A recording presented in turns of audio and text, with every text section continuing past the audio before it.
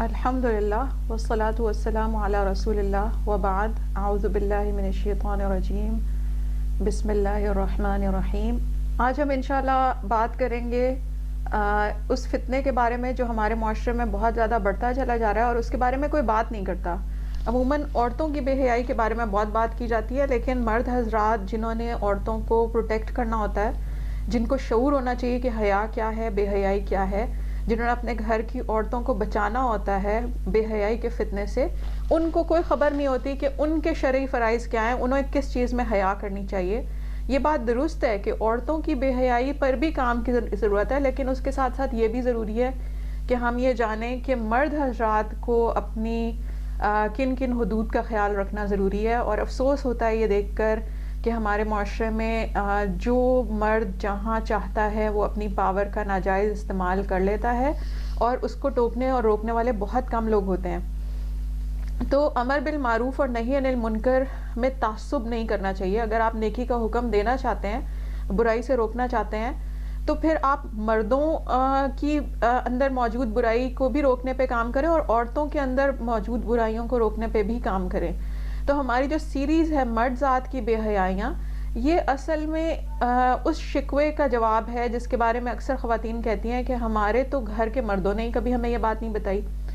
سب سے پہلے یہ سمجھنے کی بات ہے کہ مرد چونکہ گھر کا سربراہ ہے، اللہ تعالیٰ نے اسے قوام یعنی عورتوں کا نگران بنایا ہے، تو اپنی زیر نگرانی جتنی بھی عورتیں ہیں ان کی دینی تعلیم کا بندوبست کرنا مرد ہی کا کام ہے۔ اور نبی صلی اللہ علیہ وسلم نے کہا کلکم راع وکلکم مسئول عن رعیتہ، تم میں سے ہر شخص ذمہ دار ہے اور تم میں سے ہر شخص کے لیے اپنی ذمہ داری میں آنے والے لوگوں کے بارے میں سوال ہوگا، قیامت کے دن حساب ہوگا۔ اب سوال یہ پیدا ہوتا ہے کہ جن مرد حضرات کو خود ہی نہیں پتا کہ محرم اور نامحرم کی حدود کیا ہیں، وہ کہاں تک کسی عورت سے، نامحرم عورت سے کس طرح انٹریکشن کرنی ہے، کس طرح اس سے بات چیت کرنی ہے، وہ کس طرح اپنے گھر کی خواتین کو سمجھائیں گے کہ غیرت کیا ہوتی ہے، حیا کیا ہوتی ہے۔ ایک چیز جو ہمارے معاشرے میں اب بڑھتی چلی جا رہی ہے اور بہت سارے مذہبی شخصیات بھی اس میں اپنا حصہ وصول کرتی نظر آ رہی ہیں، وہ ہے نامحرم عورتوں سے ہاتھ ملانا یا ان کے سر پہ ہاتھ پھیرنا یا ان کے کندھوں پہ ہاتھ پھیرنا اور ان کو تھپکی دینا، جیسے آپ شفقت سے کسی بچے کو تھپکی دیتے ہیں۔ تو سوال یہ ہے کہ اس کا کیا حکم ہے؟ آپ نے دیکھا ہوگا کہ بہت سارے دم کرنے والے، بہت سارے تبلیغ کرنے والے جب ان کے پاس خواتین آتی ہیں ان کے سر پہ ہاتھ رکھ کے انہیں بیٹی کہہ رہے ہوتے ہیں۔ اسی طرح جو خواتین ان کے پاس آتی ہیں وہ ان کی بیٹیاں بن کے ان کے گھٹنے چھو رہی ہیں، ان کے پاؤں چھو رہی ہیں یا ان کے ٹخنوں کو ہاتھ لگا رہی ہیں۔ تو کیا یہ اسلامی ٹریڈیشن ہے؟ افسوس کی بات ہے کہ خالص ہندوانہ ٹریڈیشن کو اسلامی ٹریڈیشن بنا کر اسے بزرگوں کا ادب بنا کر پیش کیا جا رہا ہے، اور اس کی وجہ سے جو ینگ جنریشن کی بچیاں وہ کنفیوژن کا شکار ہو رہی ہیں اور وہ پوچھتی ہیں کہ کیا یہ کرنا جائز ہے۔ تو کوئی کتنا بھی بڑا دم کرنے والا ہو، کوئی کتنے بھی بڑے تبلیغ کرنے والے حضرت ہوں اور ان کی پوری زندگی بے شک تبلیغ اور دم کرنے میں گزری ہو، اگر وہ عورتوں کو ہاتھ لگا رہے ہیں، اگر وہ عورتوں کو چھو رہے ہیں، تو وہ ایک بالکل خلاف شریعت کام کر رہے ہیں۔ نہ اسلام نہ تصوف کسی بھی طریقے سے ان کو اجازت نہیں ہے کہ وہ اپنے پاس آنے والی عورتوں سے شفقت کا اظہار اس طرح کریں کہ نامحرم عورتوں کے سر پہ ہاتھ پھیریں یا ان کے کندھے پہ ہاتھ پھیریں، چاہے وہ چند سیکنڈ کے لیے ہو۔ اب کہا یہ جاتا ہے کہ جی فلاں تو اتنے بزرگ ہیں، انہوں نے چند سیکنڈ کے لیے کسی کے کندھے پہ ہاتھ پھیر دیا یا کسی کو شفقت سے سر پہ ہاتھ پھیر دیا، تو اس میں کیا جاتا ہے؟ اس میں یہ جاتا ہے کہ نبی صلی اللہ علیہ وسلم نے ہمیں واضح لفظوں میں محرم اور نامحرم کی تمیز کرنے کی تعلیم دی، اور سورہ ممتحنہ جب نازل ہوئی اور نبی صلی اللہ علیہ وسلم کو اس کے مطابق مومن عورتوں سے بیعت لینی تھی، تو جو عورتیں نبی صلی اللہ علیہ وسلم کے پاس آئیں انہوں نے ان سے بیعت ہاتھ میں ہاتھ پکڑ کر نہیں لی، حالانکہ بیعت کا جو طریقہ عربوں میں رائج تھا وہ یہ تھا کہ بیعت کرنے والا ہاتھ آگے پھیلاتا تھا اور اس کے بیعت میں شامل ہونے والا اپنا ہاتھ اس کے اوپر رکھتا تھا۔ تو نبی صلی اللہ علیہ وسلم نے بیعت کے لیے بھی عورتوں کے ہاتھ نہیں چھوئے۔ حضرت عائشہ رضی اللہ عنہا جو نبی صلی اللہ علیہ وسلم کی زوجہ ہیں، انہوں نے صاف لفظوں میں صحیح مسلم اور صحیح بخاری میں ان کی روایات ہیں جس میں انہوں نے صاف لفظوں میں فرمایا ہے کہ جو عورتیں بھی بیعت کی شرائط کے بارے میں اقرار کرتی کہ وہ اس پر عمل کریں گی، نبی صلی اللہ علیہ وسلم زبان سے ان سے کہتے قد بایعتک کلامن، میں نے تم سے بات چیت کے ذریعے بیعت کر لی ہے، اور ما یبایعہن الا بقولی، نبی صلی اللہ علیہ وسلم بیعت کے دینی فریضے کے لیے بھی ان سے صرف بات کے ذریعے بیعت کرتے تھے، اور انہوں نے ان میں سے کسی سے بھی ہاتھ نہیں ملایا۔ اسی طرح ایک اور روایت میں امام بخاری رحمہ اللہ نے حضرت عائشہ رضی اللہ عنہا کے یہ الفاظ بیان کیے ہیں، انہ یبایعہن بالکلام، نبی صلی اللہ علیہ وسلم عورتوں سے جب بیعت لیتے تھے تو صرف زبان سے لیتے تھے۔ اور حضرت عائشہ رضی اللہ عنہا اس مسئلے کی وضاحت کرتے ہوئے مزید فرماتی ہیں وَمَا مَسَّتْ كَفُّ رَسُولِ اللَّهِ صلی اللہ علیہ وسلم كَفَّ امْرَأَةٍ قَطْ، نبی صلی اللہ علیہ وسلم کے ہاتھ نے کبھی بھی کسی نامحرم عورت کے ہاتھ کو نہیں چھوا۔ یہ ہوتی ہے لیڈرشپ، ریلیجس لیڈرشپ، یہ ہوتی ہے قوامیت، اور یہ ہوتی ہے مردانگی، کہ آپ کے گھر کی خواتین کو، بیویوں کو اچھی طرح پتہ ہوتا ہے کہ ان کے شوہر مذہبی فرائض کی ادائیگی کے لیے آنے والی خواتین میں سے بھی کبھی کسی کی طرف جو ہے وہ کسی کو ہاتھ سے نہیں چھوئیں گے۔ اب حضرت عائشہ رضی اللہ عنہا ہماری ماں ہیں، مومنوں کی ماں ہیں، انہوں نے، مومنوں کی ماں نے یہ احکام کھول کھول کر کس کے لیے بیان کیے ہیں؟ اپنی بیٹیوں کے لیے، اپنے بیٹوں کے لیے۔ اس امت کے بیٹے بیٹیاں کل کو کسی مذہبی فراڈ کا شکار ہو کر کہیں ان لوگوں کے جھانسے میں نہ آ جائیں اور کسی حرام کی طرف نہ چل پڑے۔ بظاہر چند سیکنڈ کے لیے ایک دوسرے کے سر پہ ہاتھ پھیرنے یا ایک دوسرے کے گھٹنے پہ ہاتھ رکھنے سے کسی کا کوئی نقصان نہیں ہو رہا، لیکن دین کا نقصان ہو رہا ہے۔ لوگ ہم سے پوچھتے ہیں کہ جی آپ کا کیا نقصان ہے اگر انہوں نے کر لیا؟ دین کا نقصان ہے، ہمارا نقصان نہیں ہے۔ کوئی دم کرنے والے حضرت اگر آپ سے یہ کہتے ہیں کہ دم جو ہے وہ ممکن نہیں ہے ہاتھ رکھے بغیر، مریض کے سر پر یا اس کے جسم میں جہاں پر تکلیف ہے اس جگہ پہ ہاتھ رکھے بغیر دم ممکن نہیں ہے، تو وہ جھوٹ بولتے ہیں۔ دم نبی صلی اللہ علیہ وسلم نے کیا ہے، اور علماء کے واضح فتاوی موجود ہیں کہ نبی صلی اللہ علیہ وسلم نے کبھی بھی کسی عورت کو ہاتھ رکھ کر دم نہیں کیا۔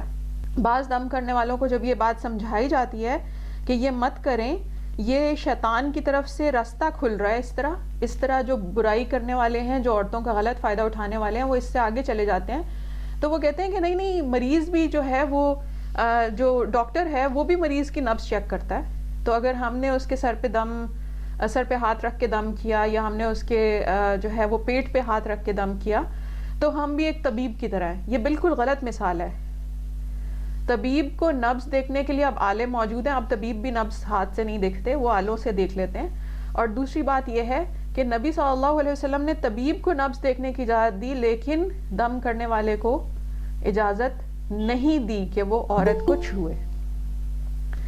تو اب یہ سوال پیدا ہوتا ہے کہ جب نبی صلی اللہ علیہ وسلم نے اتنی سختی سے احکام بیان کر دیے ہیں کہ دوسروں کی بیٹیوں اور بہنوں کا فائدہ نہ اٹھائیں، تو یہ آج کل کے حضرات کو کیا ہو گیا ہے؟ کچھ لوگ ہیں صوفیزم اور بزرگوں کی روایت کے نام پر اس ٹریڈیشن کو رواج دے رہے ہیں، لیکن ہم سب اچھی طرح جانتے ہیں کہ پارٹیشن سے پہلے ہم ہندوز کے ساتھ رہتے تھے، اور ہندوؤں کے ہاں ابھی بھی یہ رواج ہے کہ جب ان کے مذہبی میلے ہوتے ہیں اس میں ان کے مذہبی بزرگ یا صوفی جو اپنے پورے جسم کے اوپر راکھ مل کے بیٹھے ہوتے ہیں، عورتیں جا کر ان کا آشیرواد لیتی ہیں، اور وہ آشیرواد اسی طرح ہوتا ہے کہ وہ جا کر ان کے گھٹنے یا ان کے ٹخنے، ان کے پیر چھوتی ہیں، اور وہ مرد حضرات ان کے سر اور ان کے کندھے اور ان کی بیک کے اوپر ہاتھ پھیر کر تھپ تھپا کر ان کو آشیرواد دے رہے ہوتے ہیں، جو ان کا اپنا طریقہ ہے۔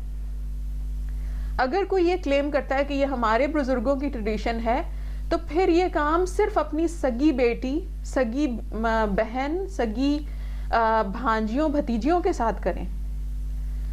حقیقت یہ ہے کہ ہمارے معاشرے میں سگی بہن بھائی کی طرف سے ترستی رہتی ہے محبت کے اظہار کے لیے کہ کبھی بھائی ان کے سر پہ ہاتھ رکھ کر ان کو دلاسا دیں۔ زندگی کے مشکل ترین موقعوں کے اوپر بھی بھائی اپنی بہنوں سے اکھڑے اکھڑے دور رہتے ہیں، لیکن جب کوئی نامحرم عورت سامنے آتی ہے تو وہ بڑی جلدی بہن بھی بن جاتی ہے، وہ قریب بھی آ جاتی ہے، اور وہ آ کر جو ہے ان کے سر پر ہاتھ بھی رکھ دیتے ہیں۔ اسی طرح باپوں کے لیے نبی صلی اللہ علیہ وسلم کا اسوہ حسنہ ہے۔ کوئی اس سنت کی بات نہیں کرتا، 4 شادیوں کی بات سب نے رٹی ہوئی ہے، لیکن کوئی اس سنت کی بات نہیں کرتا کہ نبی صلی اللہ علیہ وسلم اپنی بیٹی حضرت فاطمہ رضی اللہ عنہا کے آنے پر ان کو اپنی جگہ پر بٹھاتے تھے، اپنی چادر ان کے لیے بچھا دیتے تھے، اور ان کے ماتھے پر بوسہ دیتے تھے۔ تو بیٹی کی محبت میں یہ کرتے ہوئے میں نے پاکستانی مردوں کو نہیں دیکھا. بہت سارے مرد ہیں جو یہ باتیں سناتے ضرور ہیں لیکن وہ کرتے نہیں ہیں بیٹیوں کے لیے, بیٹیوں کو محبت کا احساس نہیں دیتے. اس کے مقابلے میں اگر کوئی فلم ایکٹریس آ جاتی ہے تو اس کے لیے کھڑے ہو کر اس کے سر پہ شفقت سے ہاتھ پھیرے جا رہے ہیں. بھائی آپ کی شفقت کی مستحق بہت ساری عورتیں ایسی ہیں جو دینی مدارس میں جانا چاہتی ہیں, جو تعلیم حاصل کرنا چاہتی ہیں, لیکن آپ نے لڑکیوں کے لیے مدارس کھولنے بند کیے ہوئے کیونکہ آپ کو لگتا ہے بے حیائی پھیلتی ہے. فلم ایکٹریس آپ کے پاس آتی ہے, اس سے بے حیائی نہیں پھیلتی, پوری محفل میں آ کے وہ آپ کو سلام کرتی ہے, آپ سے اپنے سر پہ ہاتھ بھی پھروا کے چلی جاتی ہے اور آپ کے گھٹنے چھو لیتی ہے, اس سے آپ کو کوئی فرق نہیں پڑتا. لیکن پاکستان کے طول و عرض میں جو بیٹیاں تڑپ رہی ہیں اسلام قبول کرنے کے لیے, جو بیٹیاں پناہ کے لیے تڑپ رہی ہیں, جو نان مسلم فیملیز کے ساتھ رہتی ہیں, ان کی جان کے لالے پڑ جاتے ہیں جس ٹائم وہ اسلام قبول کرتی ہیں. اسی طرح وہ عورتیں جو قرآن پڑھنا چاہتی ہیں لیکن ان کو کوئی قرآن پڑھانے والا نہیں ملتا کیونکہ آپ نے ان کے لیے مدارس نہیں بنائے, آپ نے ان کے لیے مسجدوں میں داخلہ بند کیا ہوا ہے. کبھی ان عورتوں کے لیے بھی شفقت دل میں جاگی آپ کے؟ کبھی ان کے لیے بھی آپ نے سوچا کہ یہ بھی بیٹیاں ہیں, ان کی بھی آخرت کا کچھ کرنا ہے؟ کیا بیٹیاں صرف وہی ہوتی ہیں جو فلموں اور ڈراموں میں ناچ ناچ کر بہت ساری دولت کما کر کسی بڑی گاڑی سے اتر کر آتی ہیں آپ کی محفل میں تو آپ کی وہ بیٹیاں ہو جاتی ہیں؟ یہ کون سا طریقہ ہے اور یہ کون سی تبلیغ ہے؟ یہ کون سے دم اور وظیفے ہیں؟ ایسے دم کرنے والے ان کے پاس جانا بالکل حرام ہے, اور ایسے تبلیغ کرنے والے ان کے پاس بھی جانا حرام ہے اگر یہ عورتوں کے ساتھ اس طریقے سے اپنے دست شفقت کو قابو میں نہیں رکھ سکتے. آپ کو بہت شفقت آ رہی ہے, آپ اس امت کے بیٹوں پہ شفقت کریں. ٹین ایج کو آپ لوگ دھتکار کر کہتے ہیں کہ لڑکے خراب ہو گئے, نئی نسل خراب ہو گئی ہے. آپ نئی نسل کے لڑکوں کے سر کے اوپر ہاتھ پھیریں, انہیں بیٹا کہہ کے پکاریں, انہیں اپنے پاس بٹھائیں, ان کی اصلاح کے لیے کام کریں. صرف بیٹیاں کیوں نظر آتی ہیں, اور وہ بھی دوسروں کی بیٹیاں؟ قرآن مجید میں ہمیں واضح لفظوں میں محرم اور نامحرم کے احکام بتائے گئے ہیں, اور علماء نے سختی سے کہا ہے کہ اگر کوئی اجنبی عورت آپ کی طرف مصافحے کے لیے ہاتھ بھی بڑھاتی ہے تو آپ نے اس سے مصافحہ نہیں کرنا. اسی طرح کچھ لڑکیاں یہ کہتی ہیں کہ ہمارے گھروں میں جو بزرگ آتے ہیں, نامحرم بزرگ ہیں, شرعی پردہ کر کے ان کو سلام وغیرہ کرتی ہیں, لیکن وہ نامحرم بزرگ ہمارے سر پہ دوپٹہ ہوتا ہے اوپر سے ہاتھ پھیر دیتے ہیں, اور وہ کہتے ہیں کہ جی یہ ہمارے یہاں ٹریڈیشن ہے کہ ہم بچیوں کے سر پہ ہاتھ پھیرتے ہیں. تو اس کا حل یہ ہے کہ لڑکی ایک قدم پیچھے ہٹ جائے اور دور سے کھڑے ہو کے سلام کرے. میرے والد اسکالر تھے اور میں نے ان سے کہا کہ کچھ بزرگ ایسے آئیں گے شادی بیاہ وغیرہ کے موقعوں پر, میں نے ان سے کہا کہ کچھ بزرگ ایسے آئیں گے جو ٹریڈیشن کی وجہ سے ہاتھ پھیرتے ہیں سر پہ, تو جب میں انہیں سلام کروں آپ میرے پاس ہونا اور آپ جو ہے ان کو روک دینا سر پہ ہاتھ پھیرنے سے. میرے والد نے کہا ٹھیک ہے بالکل ایسے ہی ہوگا. اور جب میں نے ان کو سلام کیا اپنے والد کی موجودگی میں کیا, وہاں پر ہمارے کچھ محرم اور نامحرم بزرگ سارے اکٹھے بیٹھے تھے, تو میں نے ان سب کو ایک ہی مرتبہ سلام کیا اپنے والد کی موجودگی میں پردے میں, اور ان میں سے کچھ لوگوں نے اٹھ کر آ کر سلام میرے سر پہ ہاتھ پھیرنا چاہا, تو میرے والد نے کہا کہ نہیں آپ نے زبانی سلام کا جواب دے دیا کافی ہے, اور بات پیار محبت سے ختم ہو گئی. اسی طرح کچھ دوسرے ایسے مواقع تھے جس میں ہمارے پاس کچھ محرم حضرات بھی تھے اور کچھ نامحرم بزرگ تھے, تو وہ سب اکٹھے بیٹھے تھے. اب ہم یہ تو نہیں کر سکتے کہ کچھ کو بلا کر سلام کریں, تو میں اور میری بہن نے سلام کرنا تھا, تو میرے والد نے کہا کہ آپ ایسا کریں کہ صوفے کے پیچھے کھڑے ہو کر سلام کریں تاکہ وہ آپ کی طرف آئیں نہیں, وہاں پر اتنی جگہ نہیں تھی کہ وہ آگے آ سکتے. تو جب ہم نے سلام کیا تو انہوں نے وہیں سے بیٹھے ہوئے جواب دے دیا. اس کا مطلب یہ ہے کہ گھر کے بڑوں کو اور چھوٹوں کو مل کر دین پہ عمل کرنے کے لیے راستہ نکالنا چاہیے, اور بچوں کی گھر میں ہی تربیت کرنی چاہیے تاکہ باہر ان کا کوئی فائدہ نہ اٹھائے. مسلمان عورت کی بھی غیرت ہوتی ہے, اور مسلمان عورت کی غیرت یہ ہے, مسلمان لڑکی کی غیرت یہ ہے کہ اس کے محرم کے علاوہ کوئی نہ چھوئے.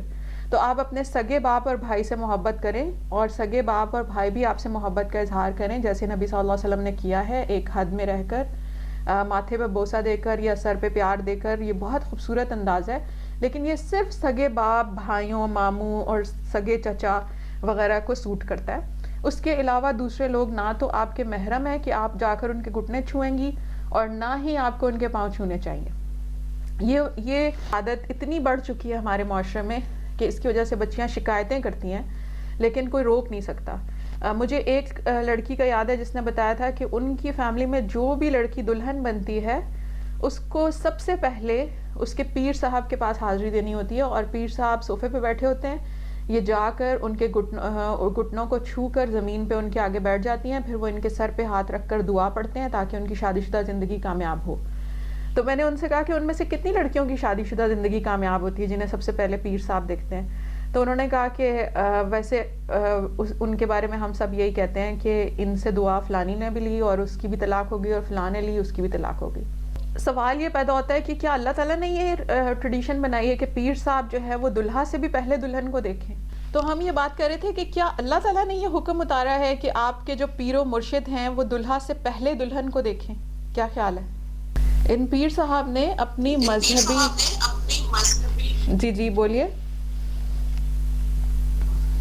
جی کہیے. غلطی سے مائک آن ہو گیا تھا، وہ میں کہہ رہی تھی غلطی سے مائک آن ہو گیا تھا، سوری. ٹھیک ہے، تو اس سوال کا کوئی جواب دینا چاہے گا؟ کیا اللہ تعالیٰ نے کسی پیر صاحب کو اس بات کا اختیار دیا ہے کہ وہ دلہا سے پہلے دلہن کو دیکھیں؟ نہیں میم، بالکل بھی نہیں دیا. لیکن اب یہ جہالت کی کون سی حد ہے کہ ایک پیر ایک ریلیجس اسکالر ہو کر یا ایک ریلیجس لیڈر ہو کر، اگر اسکالر نہیں بھی ہے وہ ریلیجس لیڈر بنا ہوا ہے، اور وہ فراڈ کر رہا ہے لوگوں کی بیٹیوں کے ساتھ. ایک زمانے میں ہمارے یہاں پر عورتوں کو بھی نہیں دیکھنے دیتے تھے دلہن کو، کہتے تھے نظر لگ جاتی ہے. گھونگھٹ اس کو اتنا بڑا ڈالا ہوتا تھا کہ کہتے تھے عورتیں بھی نہ دیکھیں بھائی، نظر لگ جاتی ہے، بس یہ اپنے گھر جائے اور اس کا میاں اس کو دیکھے. تو وہ اچھی روایتیں تھیں، کم از کم اس کی وجہ سے لڑکیاں ان چیزوں سے بچی رہتی تھیں. اب اسی طرح میں ایک اور لڑکی کو جانتی ہوں جنہوں نے گھریلو مسائل بہت زیادہ تھے، میرے ساتھ بھی آ کر اپنے مسئلے کافی سارے ڈسکس کیے. تو وہ مجھے کہنے لگی کہ میں یہاں ایک بہت بڑے پیر کے پاس گئی تھی، انہوں نے اس درگاہ کا نام بھی لیا، پیر کا نام بھی لیا، اور انہوں نے کہا کہ میں تو ان کے پاس گئی تھی یہ سوچ کر کہ وہ بہت بڑے اللہ والے ہیں، تو وہ میرے مسئلے کا حل بتائیں گے.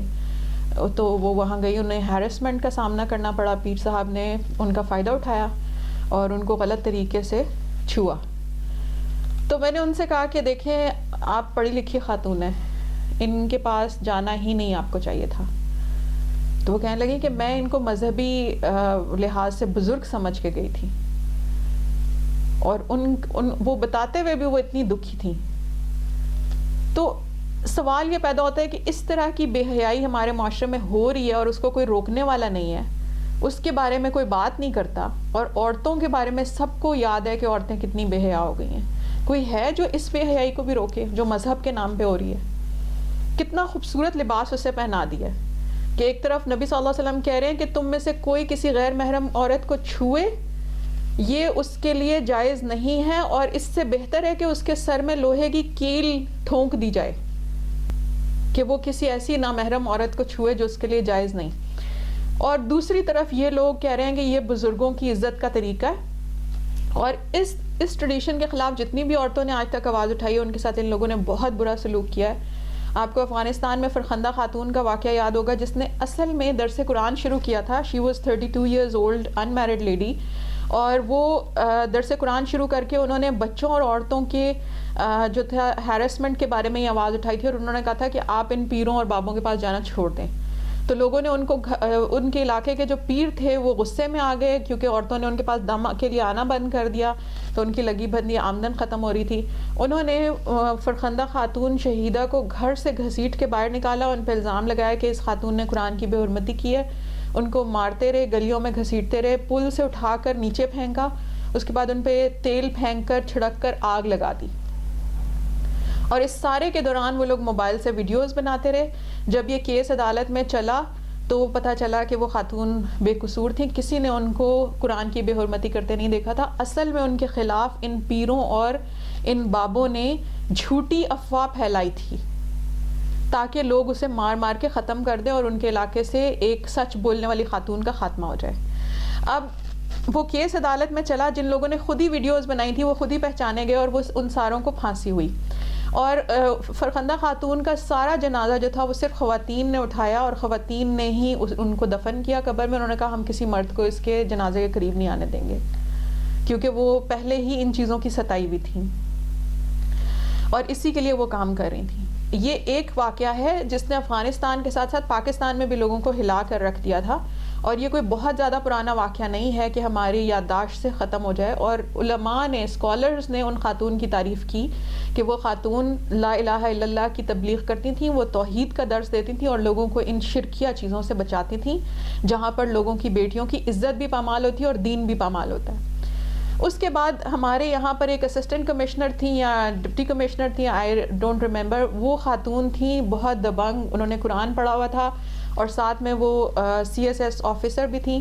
تو انہوں نے ان کے پاس کچھ بزرگ تاجر آئے ہوئے تھے اور ان میں سے کسی سفید داڑھی والے بزرگ نے آگے بڑھ کر ان کے سر پہ ہاتھ پھیرا تو انہوں نے ان بزرگ کا ہاتھ پکڑ کر پیچھے کر دیا. اب یہ بالکل ایک باغیرت اور ایمان والی لڑکی کا ری ایکشن تھا. کسی بزرگ کا، چاہے ان کی کتنی سفید داڑھی ہو، ان کا یہ حق نہیں ہے کہ کسی عورت کے پوچھے بتائے بغیر جا کے اس کے سر پہ ہاتھ رکھ دیں. کوئی بھی ڈر جائے گا. آپ کسی کی پرسنل سپیس میں ایک دم آئیں گے تو وہ اس کو اوفینسو ہی لے گا. کوئی آپ کے کیسے اتنا قریب آ سکتا ہے فوراً سے؟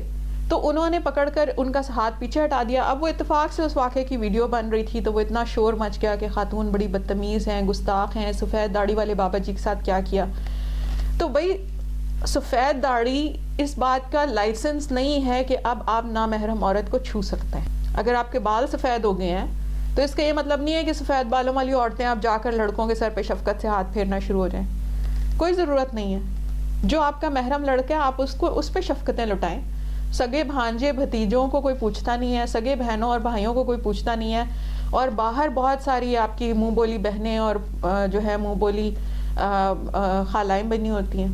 ان خاتون نے بھی اس کے خلاف آواز اٹھائی اور بعد میں انہوں نے اس واقعے کی وضاحت بھی کی کہ وہ جو چند منٹ کا کلپ آپ لوگ دکھا رہے ہیں کہ میں نے ان سے بدتمیزی کی ہے، اس کے بعد ان بزرگ نے کہا تھا کہ میں آپ کو بیٹی سمجھ کے آپ کے سر پہ ہاتھ پھیرا ہوں. تو میں نے بھی ان بزرگ سے یہ کہا تھا کہ میں آپ کی بیٹی ہی ہوں لیکن آپ میرے سر پہ ہاتھ نہ پھیریں. اور یہ ان کا بالکل جائز رسپانس تھا. اب ہمارے معاشرے میں جس کی دینی سمجھ ہے بالکل الٹی، سمجھ نہیں آتی لوگ دین کے نام پہ کیا چاہتے ہیں عورتوں سے. تو سب لوگ ان خاتون کو ہی برا بھلا کہہ رہے تھے اور ان کو کہہ رہے تھے کہ ان کو بزرگ کا احترام کرنا چاہیے تھا.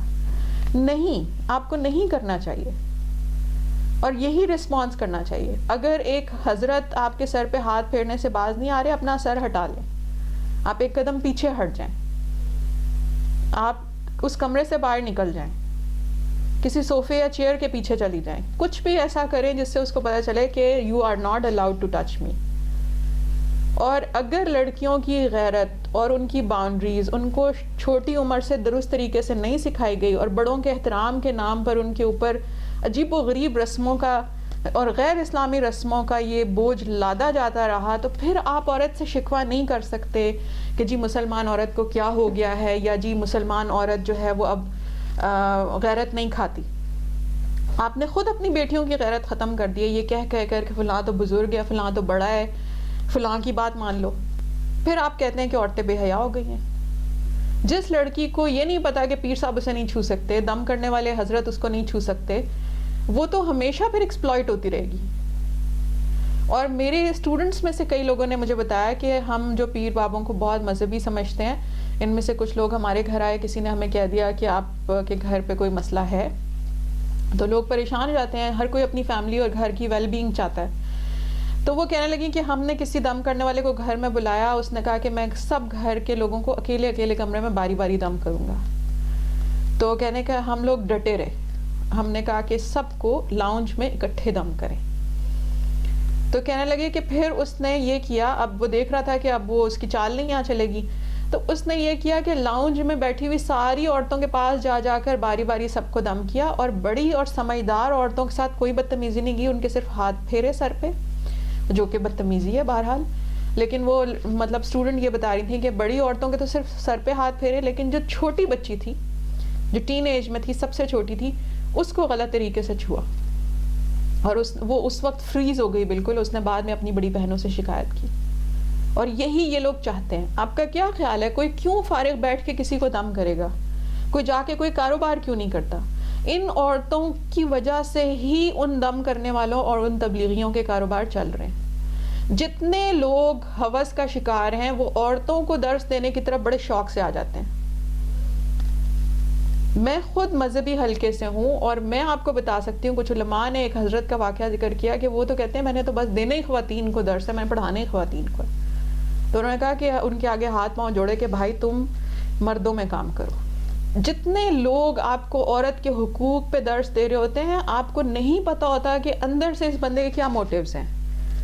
وہ اصل میں اپنے شکار پھانس رہے ہوتے ہیں لڑکیوں میں. لڑکیاں دیکھ کے سمجھتی ہیں کہ پتہ نہیں یہ کتنا عظیم آدمی ہے, یہ عورتوں کے کتنا حقوق کا حامی ہے, اور پھنس جاتی ہیں. بڑے سارے فیمنسٹ آپ کی سوشل میڈیا اور شوبز انڈسٹری کے فیمنسٹ ایکسپوز ہو چکے ہیں, جو عورتوں کے حقوق کے لیے بڑا بڑھ کے باتیں کرتے تھے, اور اپنی بیوی ان کی لیٹر چھوڑ کر خودکشی کرتی ہے کہ اس بندے نے میری زندگی عذاب بنائی تھی. اسی طرح ان تبلیغ کرنے والوں کی بھی اپنی بیویاں اور بیٹیاں کبھی آپ کو تبلیغ کرتی درس دیتی نظر نہیں آئیں گی. میرے والد اللہ تعالیٰ ان کو جنت میں جگہ دے خود اسکالر تھے. وہ ہم سے کہتے تھے کہ بیٹا آپ لوگوں کو اس لیے پڑھایا کہ لڑکیوں میں اب آپ کام کریں.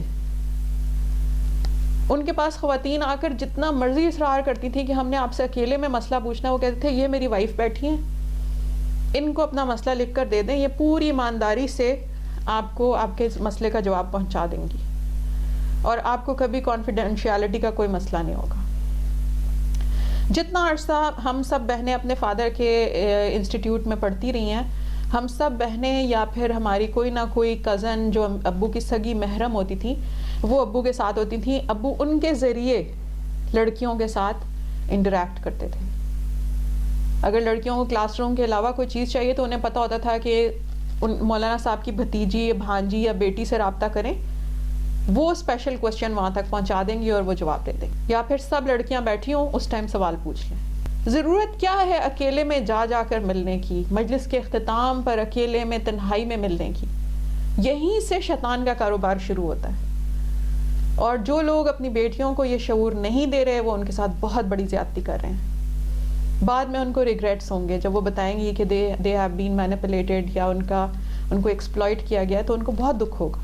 اس پیغام کو پہنچانے کا مقصد یہ تھا کہ ہماری بہنیں بھی محتاط رہیں, اور ہمارے سرکل کے اندر جو ریلیجس فراڈ کرنے والے بابے اور مبلغ پائے جاتے ہیں ان کی بھی بات کی جائے. ان کی وجہ سے جو اچھے اسکالرز ہیں ان کی محنتوں کے اوپر لوگ پھر بات کرتے ہیں. ان کی وجہ سے اچھے اسکالرز کی محنت بھی ضائع ہو جاتی ہے. لوگ کہتے ہیں کہ نہیں علماء تو ایسے ہوتے ہیں. میں ایسے بہت سارے اسکالرز کو جانتی ہوں جو میرے فادر کے فرینڈس تھے, میں نے ان سے تعلیم بھی حاصل کی انٹرنیشنل اسلامک یونیورسٹی میں. بہت بڑے بڑے اسکالرز ہیں ماشاءاللہ, خود بھی مصنف ہیں. میرے والد اور ان کے سارے دوستوں کی بیٹیاں اور بیویاں بھی درس دیتی تھیں. تو ہم وہ لوگ تھے جو ایک دوسرے کو ملتے تھے, ہمیں پتہ تھا کہ کس کے گھر میں عورتوں کے ساتھ کیا سلوک ہوتا ہے, ہمیں پہچان ہے لوگوں کی.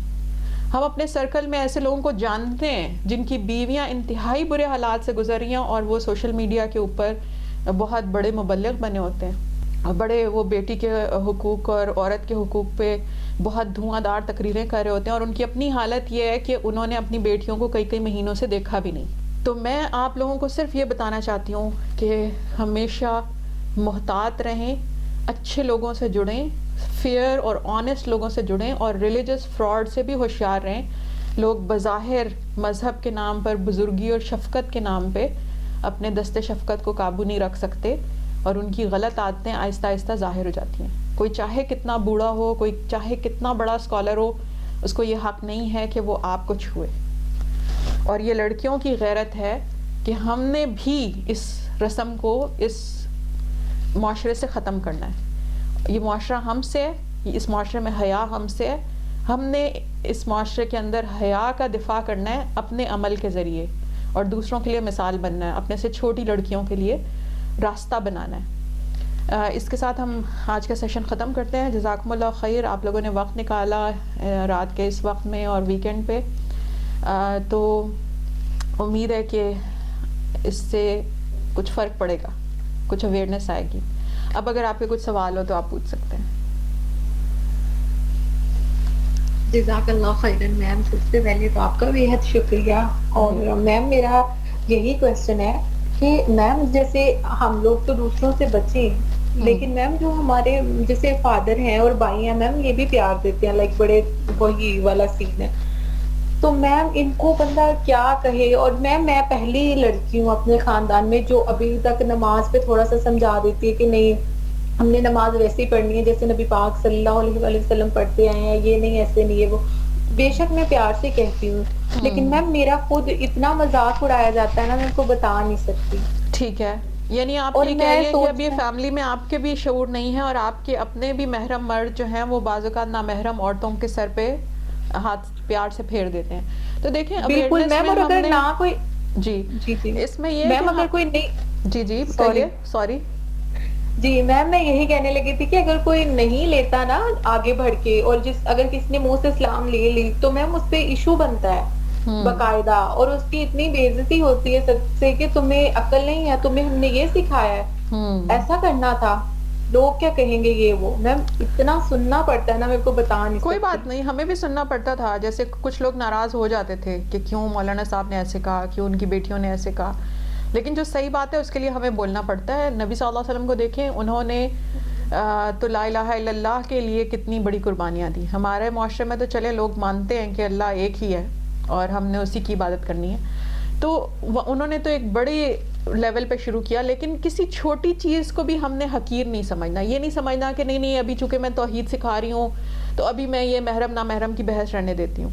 نہیں, چپکے سے اس کو بھی شروع کریں, لیکن اچھے طریقے سے. یعنی کسی ٹائم فارغ بیٹھ کے بھائی کو بتائیں کہ بھائی سگی بھانجیوں کو آپ سر پہ پیار دے سکتے ہیں, لیکن رشتے میں بھانجیوں کو یا بیوی کی بہنوں کو, سالیوں کو آپ سر پہ پیار نہیں دے سکتے.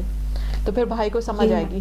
اور دیکھیں اس کی وجہ سے اللہ تعالیٰ نے جو پروٹیکشن رکھی ہے نا قریبی رشتوں کی, اس کی وجہ سے آپ کی فیملی کا بانڈ بھی مضبوط ہوتا ہے. جیسے جیسے محرم اور سگے رشتوں میں مضبوطی آتی جاتی ہے, نامحرم رشتے یا پھر جو تھوڑے اجنبی رشتے ہیں وہ آپ کا پھر اس طرح ایڈوانٹیج بھی نہیں لے سکتے, وہ آپ کی فیملی میں اس طرح گھس بھی نہیں سکتے.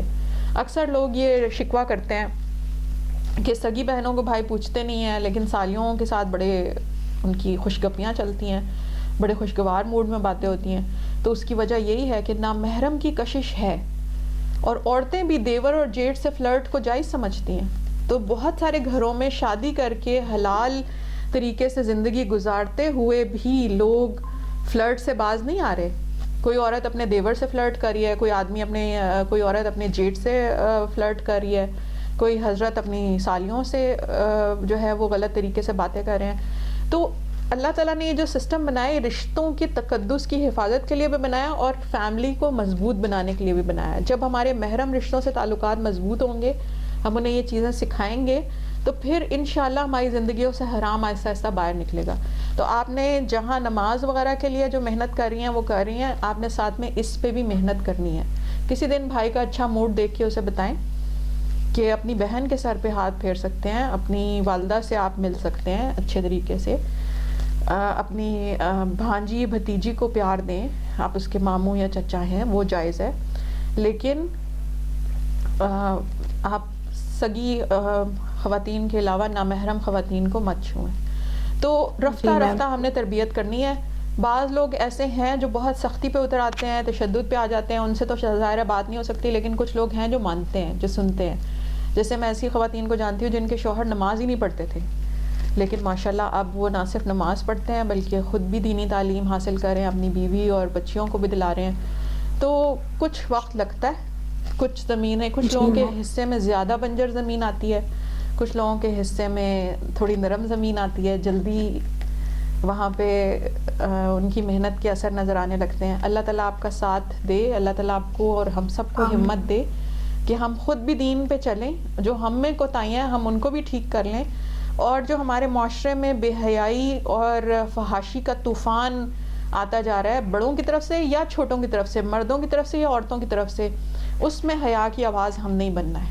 یہ ہمارا فرض ہے. جب تک دم میں دم ہے, جب تک سانس باقی ہیں, یہ ہماری اسٹرگل ہے جو ہم نے کرنی ہے.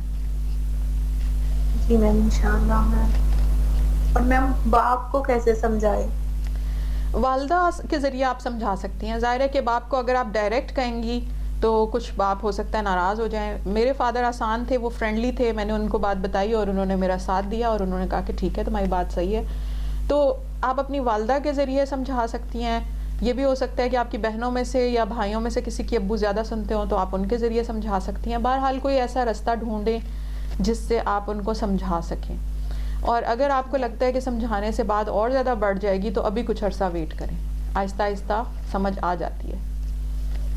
ہاں جی میم جزاک اللہ میم ٹھیک وہی آپ کو ہے انشاءاللہ.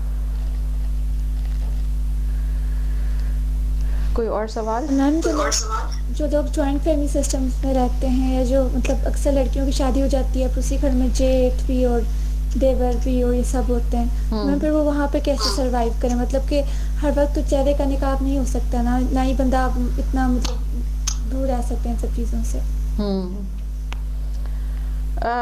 جوائنٹ فیملی میں رہ کر چہرے کا پردہ کرنا، دیکھیے پہلی چیز تو یہ ہے کہ میرے نزدیک چہرے کا پردہ فرض ہے. میں پہلے بھی کہہ چکی ہوں، اسکالرز نے کی بات ذکر کر چکی ہوں دوسرے سیشنز میں کہ چہرے کا پردہ فرض ہے. اور اگر باہر گول گپے والے سے چہرے کا پردہ فرض ہے تو گھر میں جیٹ سے بھی فرض ہے، کیونکہ نامحرم تو نامحرم ہے، بے شک وہ رشتہ دار ہو.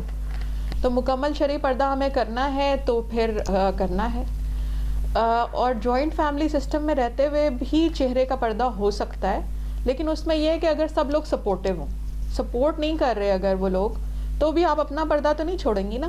اس میں یہ ہے کہ آپ اپنے بیڈ روم کی حد تک جو ہے وہ اپنے مناسب جو لباس آپ گھر کا پہنتی ہیں وہ پہنیں، لیکن وہاں سے باہر نکلتے ہوئے اگر آپ کے گھر والے آپ کو پردے کی نہیں اجازت دیتے تو کم از کم اتنا منوا لیں کہ جی یہ والے حصے عورتوں کے حصے ہیں اور یہ مردوں کے حصے ہیں. یعنی گھر کو تقسیم کر لیں کہ اس حصے میں عورتیں آرام سے آ جا سکیں گی اور اس حصے میں مرد حضرات بیٹھ سکیں گے تاکہ سامنا نہ ہو اور آپ اپنے اپنے کام کر سکیں. مثلاً لاؤنج اور کچن عورتوں کو دے دیں اور جو باہر کا لان ہے یا ڈرائنگ روم ہے اس میں حضرات بیٹھ جایا کریں. تو شام میں سب کو پتہ ہو، جب سب گھر پہ ہیں تو سب کو پتہ ہو کہ ادھر اس ٹائم بھابیاں ساری کام کر رہی ہیں، تو مرد حضرات جو ہیں وہ یا ڈائننگ روم میں یا ڈرائنگ روم میں بیٹھ جائیں گے، یا کوئی صحن وغیرہ ہے تو ادھر بیٹھ جائیں گے اور اپنے بیڈ رومز تک جانے کی بس ان کو اجازت ہو. تو اس طرح آپ کچھ ایسا کر لیں.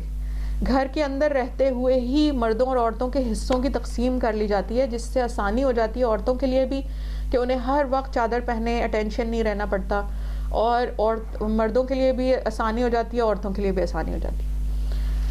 اگر آپ کے گھر والے سپورٹیو ہیں تو یہ بڑا آسان کام ہے. میں نے کئی ایسے گھر دیکھے ہیں جہاں جوائنٹ فیملی بھی ہے اور سارے بھائیوں کی بیویاں جو ہیں وہ ایک دوسرے کے شوہر سے پردہ کرتی ہیں. اس میں دیکھیں پھر نہ تو حسد آتا ہے، نہ کمپیریزن آتا ہے، نہ ایک دوسرے کے لباس دیکھ کے تبصرے ہوتے ہیں کہ فلاں اچھی لگ رہی تھی، فلاں اچھی نہیں لگ رہی تھی، اور پھر لڑائیاں بھی نہیں ہوتی. اس میں رشتوں کا تقدس باقی رہتا ہے اور یہ اللہ تعالیٰ کا حکم ہے. اگر اور کوئی حکمت بھی اس میں نہ ہوتی تو بھی یہ اللہ کا حکم ہے، ہمیں اسے ماننا ہے.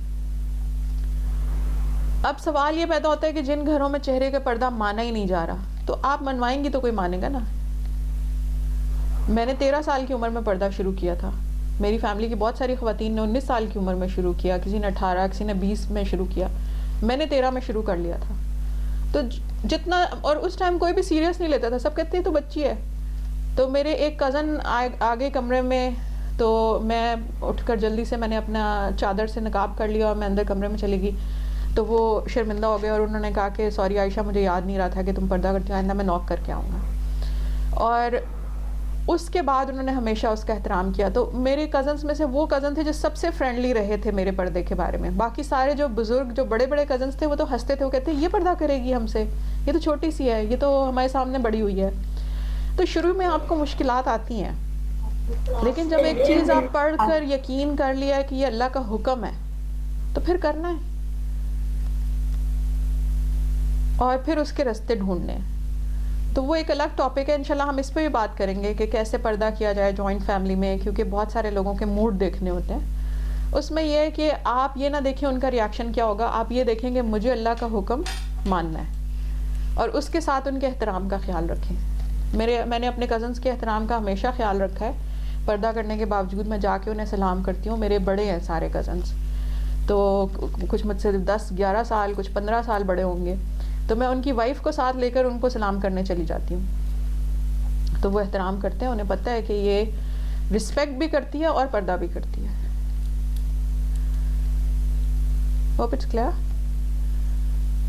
جی میم میم اکثر یہ ہوتا ہے نا کہ فیملیز ہوتی ہیں باقی سب مذہبی ہوتے ہیں لیکن یہ ہوتا ہے کہ ایک بچہ جو ہوتا ہے یا کوئی کزن ہو گیا یا اس کو اتنی امپورٹنس دی جاتی ہے کہ مطلب وہ اس کو بڑا بنا دیتے ہیں، باقی سارے کزن سے پردہ کروا لیں گے، اس سے نہیں کروائیں گے کہ یہ بڑا با اخلاق ہے، بڑا شریف ہے، بڑا نیک ہے. مطلب اگر کوئی بندہ کمپلین کسی اور کے بارے میں کمپلین کرے گا تو ٹھیک ہے، چلو اس کو ڈانٹ کہ نہیں تم کیوں آئے ہو سامنے، اس جو شریف ہے اس کے خلاف کریں گے تو پتہ نہیں کیا مسئلہ ہوتا ہے. تو ان کو یہ کیسے بتائیں ہم لوگ کہ بے شک شریف ہے، بے شک نیک ہے، لیکن ہم یہ بھی نامحرم ہے، اس پر بھی وہی دین اپلائی ہوتا ہے جو باقی سالوں کے اوپر اپلائی ہوتا ہے. وہ فیملی کا گولڈن چائلڈ ہے نا، تو جو گولڈن چائلڈ ہوتا ہے نا اس کو 7 خون معاف ہوتے ہیں. تو بعض فیملیز میں ایسا کرتے ہیں کہ ایک گولڈن چائلڈ ہوتا ہے اور اس کے لیے سب حلال ہوتا ہے. لیکن دیکھیں وہ اسلامی لحاظ سے غلط ہے. آپ نے جیسے کہا کہ وہ ہے تو نامحرم. اب اس میں یہ ہے کہ میرے ساتھ بھی ایسا ہوا تھا جب میں نے پردہ کیا، تو سارے لوگ تو نہیں، ہماری فیملی میں الحمدللہ بہت سارے لوگ مانتے تھے، اور میری چونکہ مدر اور گرینڈ مدر بھی پردہ کرتی تھیں تو اتنا وہ نہیں تھا. لیکن کچھ لوگ جو مہمان آئے ہوئے تھے انہوں نے دیکھا کہ میں چھوٹی سی ہوں لیکن میں کہہ رہی ہوں کہ میں پردہ کرتی ہوں، تو وہ خاتون کہنے لگی کہ میرے بیٹے ہی برے ہیں، تم نے ان سے پردہ کرنا ہے. وہ تھوڑی اوفینڈ ہو گئی. تو میں نے کہا کہ نہیں وہ برے نہیں ہیں، میں یہ نہیں کہہ رہی، لیکن یہ اللہ کا حکم ہے. تو میں نہیں گئی اکیلی ان کے کمرے میں، ان کے بیٹوں کے کمرے میں. تو آپ نرمی سے یہ بتا دیں کہ یہ اللہ کا حکم ہے، میں آپ کی رسپیکٹ کرتی ہوں لیکن یہ اللہ کا حکم ہے. اسی طرح میرے ایک بڑے کزن نے شکوہ کیا تھا، انہوں نے کہا کہ تم ہم سے بھی پردہ کرو گی، تم تو چھوٹی سی ہو. میں ان کے کندھوں کے اوپر کھیلتی تھی بچپن میں، وہ کندھوں پہ مجھے اٹھا لیتے تھے. تو ظاہری سی بات ہے کہ انہوں نے مجھے بچپن سے اتنا وہ کیا، اور پھر بڑے ہونے پر انہیں پتہ چلا کہ میں نے ان سے بھی پردہ کیا، تو انہوں نے مجھ سے یہ کہا، انہوں نے کہا ہم سے بھی پردہ کرو گی، اور وہ مسکرانے لگے. تو میں نے کہا یہ اللہ کا حکم ہے. تو آپ کوئی بھی ایسا ڈس ریسپیکٹفل ورڈ نہ بولیں، آپ صرف یہ کہیں یہ اللہ کا حکم ہے نا. اور انہوں نے پھر ایکسیپٹ کر لیا رفتہ رفتہ، تھوڑا سا وقت لگتا ہے. اسی طرح میرے چھوٹے کزنس تھے جو میرے پاس پڑھتے رہے ہیں، تو انہیں میں نے کہا کہ اگلے سال سے اب آپ پردہ کریں گے ہم لوگ نا. تو وہ چھوٹا ناراض ہو گیا، وہ کہنے لگا آپ مجھ سے ابھی سے پردہ کر لیں. مطلب اس نے بھی، وہ بھی اوفینڈ ہو گیا کہ یہ کیا بات ہوئی کہ آپ تو ہمیں پڑھاتی ہیں، سب کرتی ہیں. تو میں تو ان کی پسند کے کھانے بھی پکاتی تھی ان کے لیے جب وہ پڑھنے آئے ہوتے تھے. تو میں نے ان سے کہا کہ یہ اللہ کا حکم ہے. تو پھر وہ اگلے سال آنے تک اسے آہستہ آہستہ سمجھ آ گئی. اور ماشاءاللہ سے اگلے سال ہم کسی تقریب کی وجہ سے اکٹھے تھے، تو ہم سب کمرے میں بیٹھی ہوئی تھی. تو اس نے کہا کہ اس نے پراپر ناک کیا اور اس نے کہا کہ میں عائشہ باجی میں اندر آ جاؤں. تو ساری خواتین جو وہاں پر تھیں فیملی کی، وہ کہنے لگی کتنے ادب اور احترام سے وہ ناک کر کے آ رہا ہے ابھی چھوٹی سی عمر میں. تو ان کی والدہ کہنے لگیں کہ یہ عائشہ نے سکھایا نا، وہ ان کی ٹیچر ہے. تو آپ یہ دیکھیں کہ بچے بھی اوفینڈ ہو جاتے ہیں جب آپ انہیں بتاتے ہیں کہ اب آپ 12 سال کے ہو گئے ہیں، اب آپ نے پردہ کرنا ہے، خواتین کے کمرے میں نہیں جانا ناک کر کے. تو بچے بھی اوفینڈ ہو جاتے ہیں. یہ ایک نیچرل سی چیز ہے، ایک دم اتنا بڑا چینج آ رہا ہے، وہ عجیب سا لگتا ہے. تو اس کو تھوڑا سا ٹائم دینا چاہیے، ٹائم کے ساتھ ساتھ لوگ سمجھ جاتے ہیں. میری کچھ سسٹرز ایسی ہیں جن کی پوری زندگی 40-45 سال کی عمر تک انہوں نے پردہ نہیں کیا. پھر جب پردہ شروع کیا تو انہیں یہ سننے کو ملا کہ ہاں اب بڑھاپے میں تمہیں پردہ یاد آ گیا، پہلے تو تم اتنی تیار ہو کے آتی تھی شادیوں میں. تو انہوں نے پھر بھی کیا.